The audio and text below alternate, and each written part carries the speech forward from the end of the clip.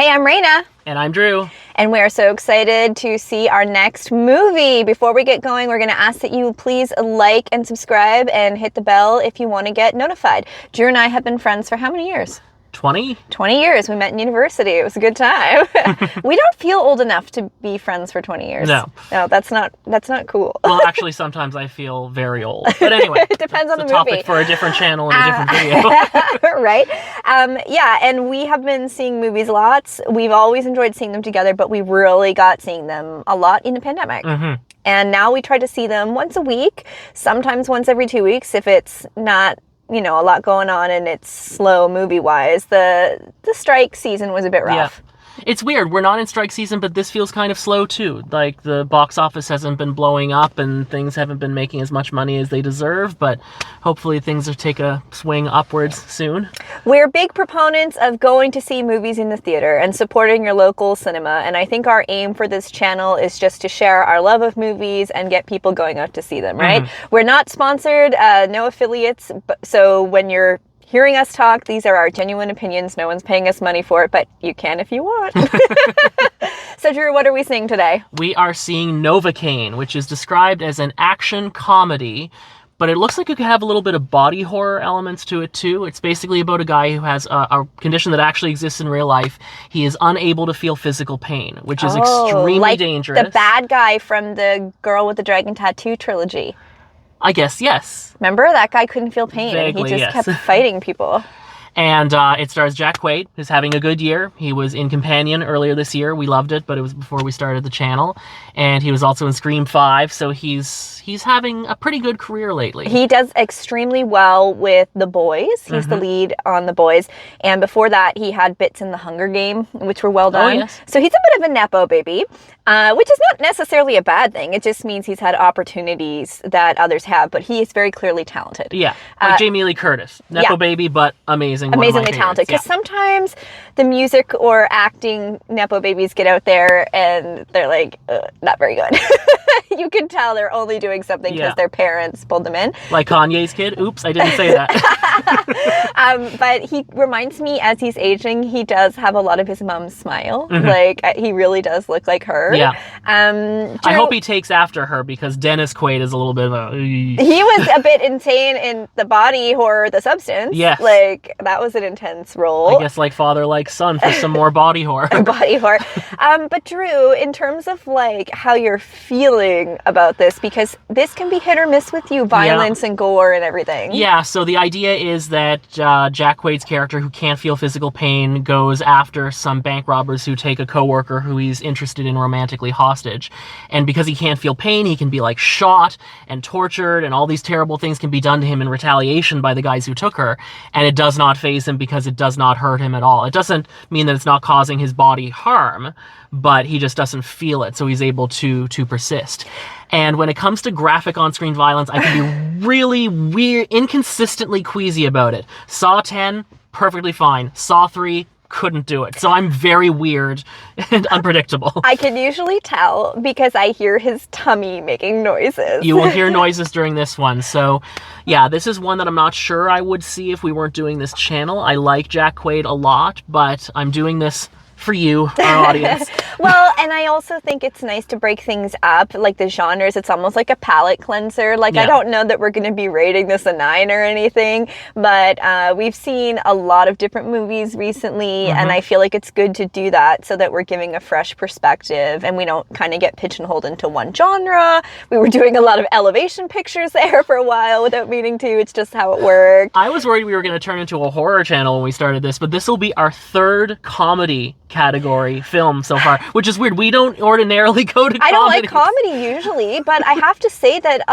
they're doing a really good job of mixing genres. Hollywood is really getting that down right now. And I feel like growing up, it was either a comedy or it was an action or it was a drama. Like, there was no, like, a little bit of everything. And the movies we've been seeing recently, a lot of horror comedy has been a thing, action comedy kind of thing. Although action comedy has always kind of been a thing, buddy cop movies and stuff. But yeah, like Beverly Hills Cop and Police Academy and all those ones. So, like, I'm I'm not in a great mood today. I'm very tired. I am a tired toddler mom, and I'm kind of feeling the same way. Like, oh, if I wasn't doing this for the channel and like wanting to spend time with Drew, I probably wouldn't be going out tonight because I'm just tired. So I'm hoping that it's an engaging film and it picks up my energy and keeps me interested. I'm a very easygoing movie viewer. I think maybe only 1 or 2 movies Drew and I have ever seen where I've been looking at them like, oh my God, like when is this going to be over? Craven?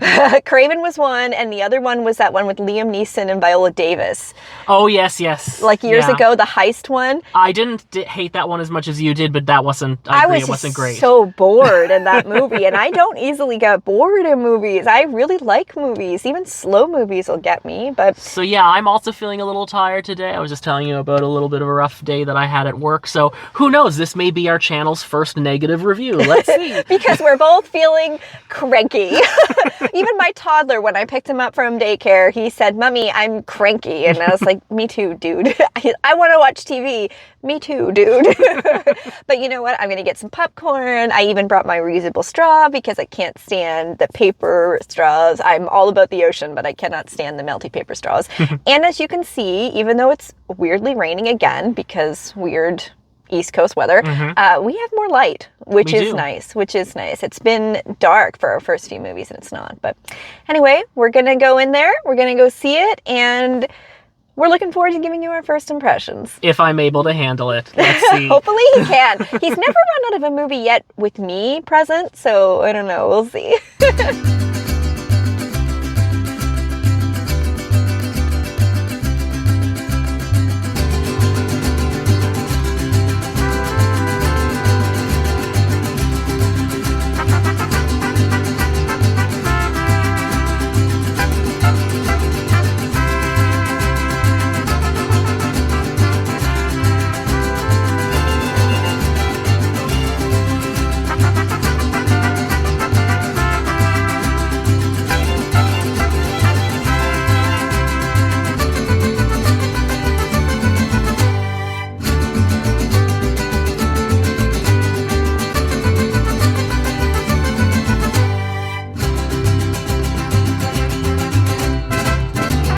It's raining out there. Oh my God, Drew. What did we think of that?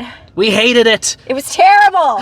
No, actually, it was freaking hilarious and way better than we were expecting. I think the thing that I was surprised with the most is just how warm that movie seemed. I thought it was going to be kind of South Park in tone, like not a lot of feelings to it, but they do a really good job of making you care about Jack Quaid's character, about caring about the female love interest. I've already forgotten the actress's name. I feel bad. But she was great. It was just, there was a lot of heart to that movie that I wasn't expecting there to be. It was very wholesome for the first introductory bit. I'd say like the first third of it was very wholesome.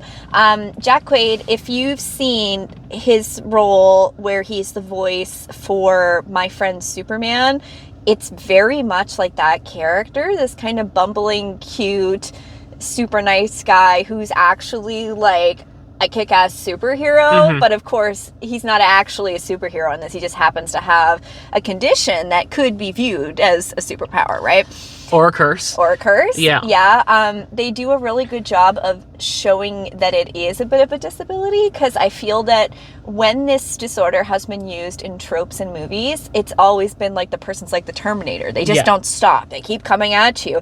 But this was showing how, he had to be careful how he ate food. He had to be careful how he navigated around his home. He needed the tennis balls on sharp corners. Stuff that we would actually do to like toddler proof, so that our toddler who's learning to walk and stuff doesn't hurt himself. He's kind of doing that to keep himself safe. So I feel like they actually put a bit of research into this. Yeah, it felt like they were trying to be representative and sensitive to not exploit what is actually a real condition that some people have. But he can't eat cherry pie. If you've seen The Boys, the level of violence is very on par with The Boys in a comedic way. I'd say the majority of the violence is comedic. Yeah. Like comedic shock value.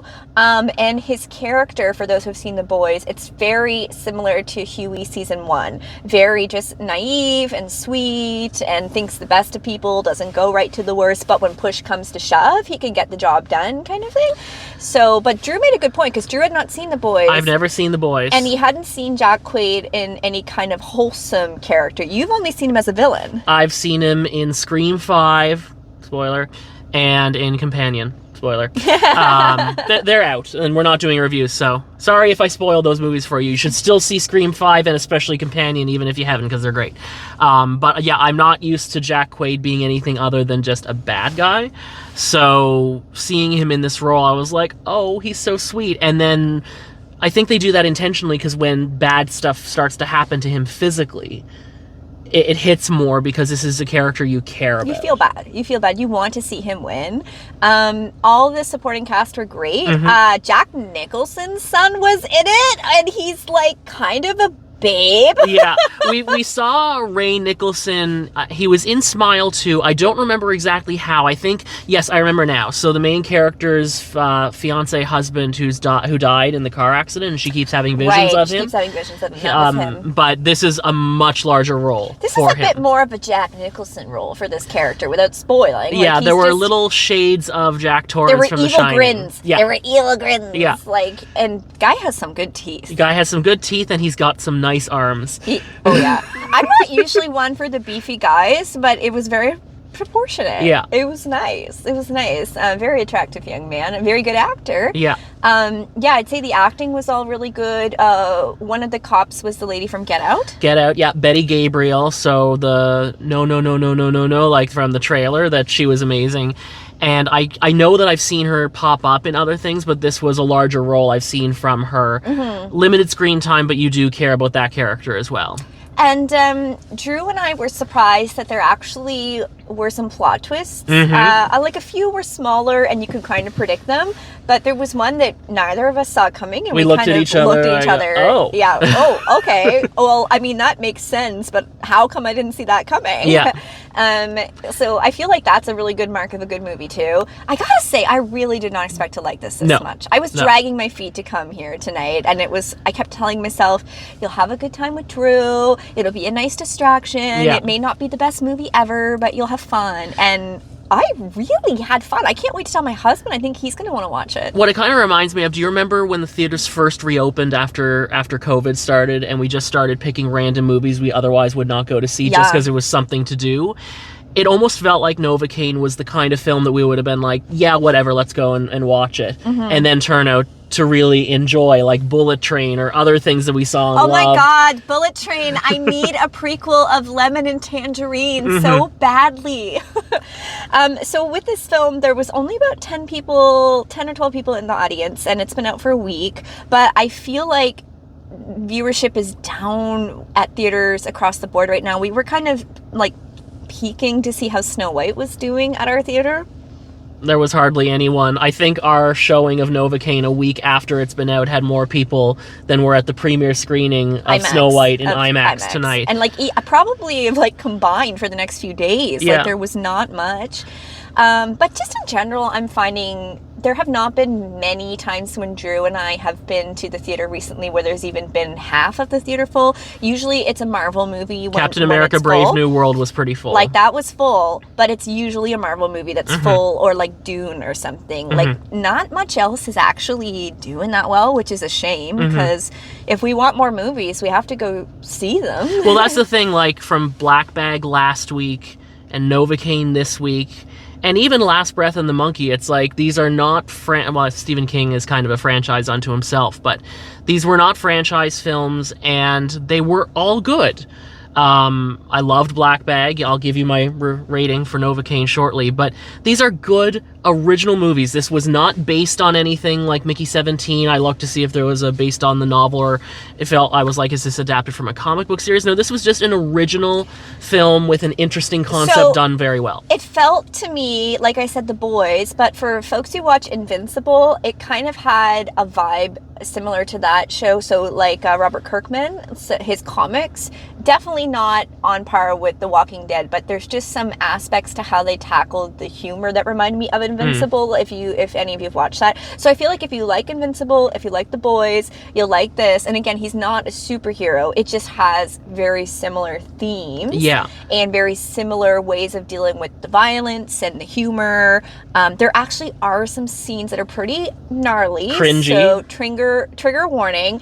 And some of the violent scenes specifically reminded me of Invincible, because if you've watched the most recent season 3 finale, there's some shit that lines up with that. So, like, if you found that triggering and cartoon form, you might not be able to see it in, like, practical effect form, because it was pretty gnarly. I do want to give an untrigger warning, though. So, Raina knows that one of my things that I'm very sensitive about is graphic violence to the human eye.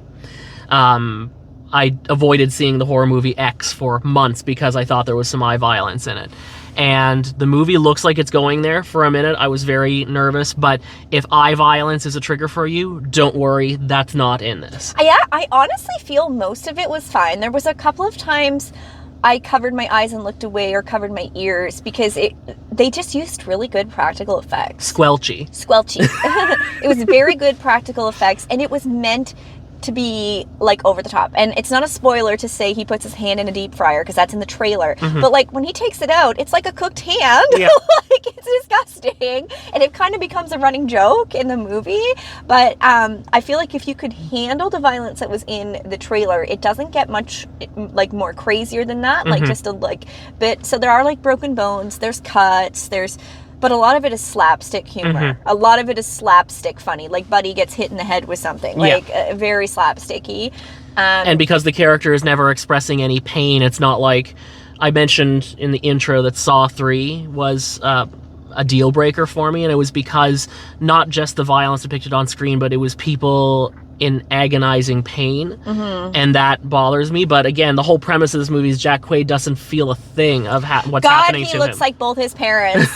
He's got that sheepish grin that Meg had in, like, Sleepless in Seattle, and like, or that was her, Sleepless in Seattle, and You've Got Mail, right? Yeah. That was her. Like, those movies from, like, the 90s. That's what it reminded me of. Just this, like, he looks like a little golden retriever. Like, he's just happy to see you. It's funny because Drew's reference for him was villainous characters. I was really uncomfortable with him being this kind of incel villain in Companion, because I know him as kind of this lovable character. So I was really like, ooh, this is icky. This is giving me the ick. We had a funny moment too reading the credits where Drew and Drew's partner's name made up a character's name, and I wish I had taken a photo, because how that does, like, never happens. I just thought it was really cute and funny. Was that a character or an actor? It was the actor's name. What are the chances? Yeah, I just thought it was literally your name and your partner's name, and I was like, that's just so perfect, so funny. That's not going to happen for me, but, like, it happened for you. It was cute. But overall, Drew, what would you rate this movie? I'm up there. I gave Black Bag my first 9 last week, and I kind of feel like I want to give this a 9 as well. I feel like maybe it could have done a little bit more with the premise. If anything, it pulled its punches a little bit in terms of, like, the violence against his character. It's weird for me to be complaining that it wasn't maybe violent enough, but I felt like they could have just been a little bit nastier with the premise, and that might have made the stakes feel a little bit higher. I think it's funny that when we started this, I was like, I'm not going to, like, rate it super high or anything. And so I would give it about an 8. And for me, it was just that there was a lot of plot holes that they kind of tied up and smoothed over that didn't really feel super realistic. And then, you know, a character would get killed off and you'd never, like, see the fallout of that or hear anything about it again. And I do kind of like it when these films that are dark do go into it a little bit more and actually do tie things up a little bit better. This really just wanted you to focus on, like, him and him trying to get the girl and him coping with not being able to feel pain. So everything else on the side was really just to help to that. I will say, though, that there's one character whose ending felt unearned. I'm not going to spoil it, but there's a happier ending for one character than I think that character deserved. and I feel like some things were ignored to Well, that's get my there. point. That's Yeah. my point. I felt like a lot of stuff was ignored to get to the ending. And I mean, maybe plot holes is the wrong word for it, but plot threads that just didn't really turn out to be anything. Yeah. And like, it's like, okay, there we go. That was a thing that happened. And it just kind of feels like, then did we need all of that? Like, could we just have focused on this main thing? I don't know. Although it didn't feel like Mickey 17 was some of those side plots that really just didn't go anywhere and didn't add anything. Nothing in this movie felt entirely superfluous like that, but I see what you mean. Yeah, I just feel like, okay, that's convenient. Like, that's how I felt for, like, as things started to wrap up, I'm like, oh, that's convenient. Yeah. Oh, no, that's convenient. And, like, now there's kind of, like, 10 conveniencies, so it's kind of like, pulling it. So that pulled me out of it a little bit. But, yeah, I just enjoyed it way more than I thought. So you gave it a 9. I'm giving it an 8. What are we going to go see next?